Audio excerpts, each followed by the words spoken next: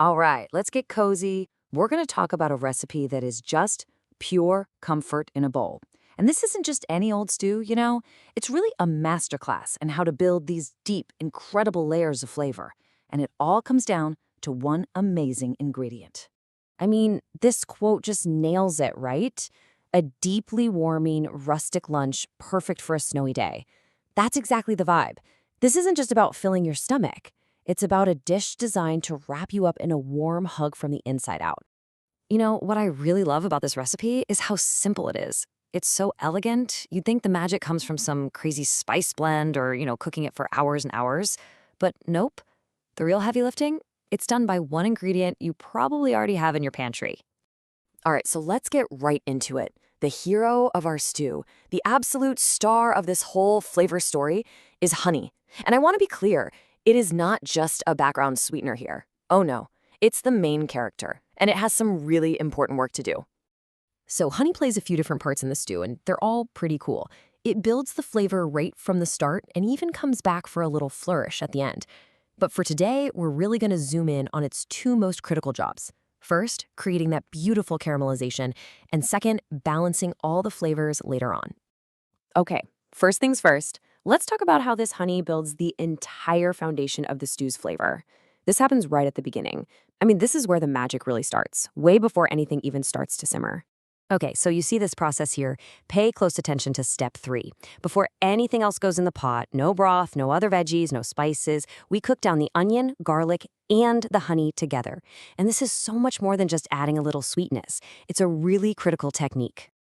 So what's actually happening here? Well, this is the science behind that amazing smell that starts to fill up your whole kitchen. We're not just, making the onions soft. We are actively browning their natural sugars. And that process, that's what creates this deep, savory, almost nutty flavor that you could never, ever get by just boiling them. So here's the key takeaway, right? By adding that honey early on, you're basically giving the caramelization process a turbo boost. The sugars in the honey give the onion's sugars a head start, helping them brown richer and deeper. It creates this amazing roasted foundation for the whole stew that honestly, you just can't get any other way. Okay, but that deep, sweet flavor base, that's only half the story. The real genius, the absolute magic of this recipe, happens when we bring in a challenger. We're going to create a little bit of a beautiful tension in the dish.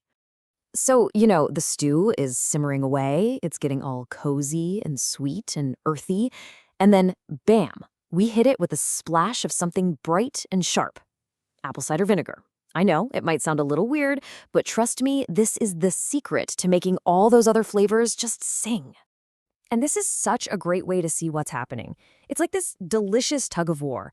On one side, you've got the honey, giving us that rich, deep, earthy sweetness.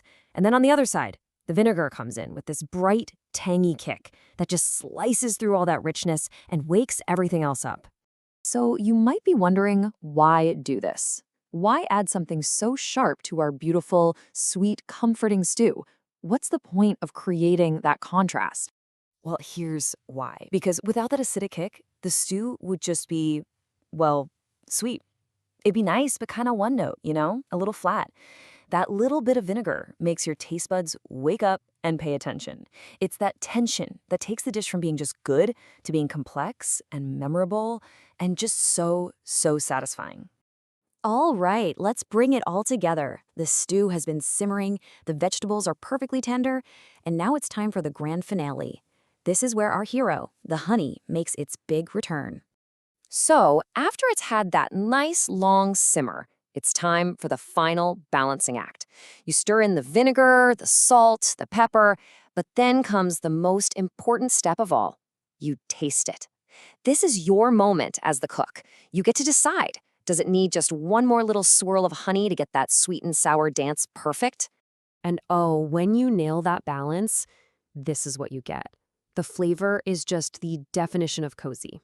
It's earthy from the vegetables, it has that perfect sweet and savory thing going on, and a gentle warmth. It's just deeply nourishing.